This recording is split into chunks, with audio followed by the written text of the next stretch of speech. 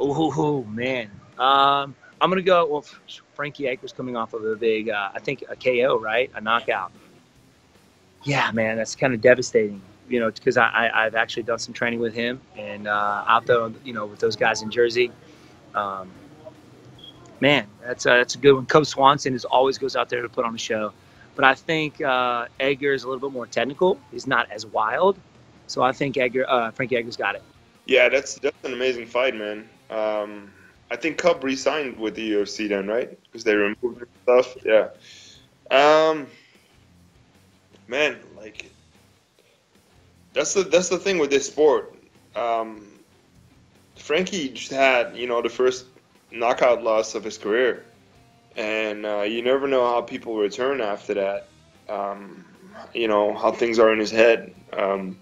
But looking at Frankie, how he performed in the past and how he deals with like the knockdowns that happened in the Gray Maynard fight, things like that. I think he'll be able to deal with it. Um, I think Frankie wins that fight. I mean, I'm not too fond with Frankie fighting so soon. I know that he's gotten some flack for that, and I just think that I know he's getting older now, and I just don't know. He took some heavy shots in that last fight. And he didn't take a lot of shots, but he took some heavy ones.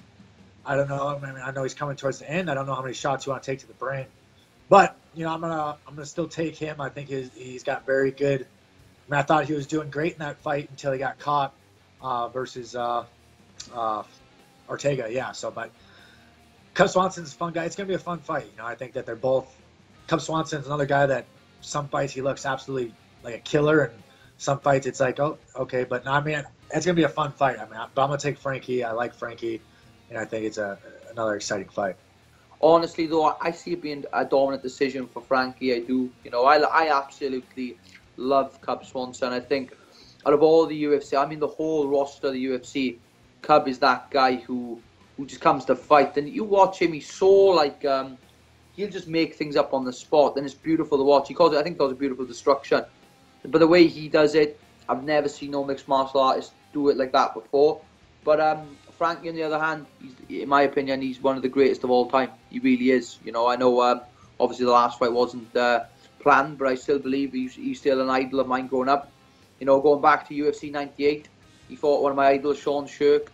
I was a young boy growing up in Swansea. I was in a house party drinking loads of alcohol, and that was the first ever UFC I stayed up to watch.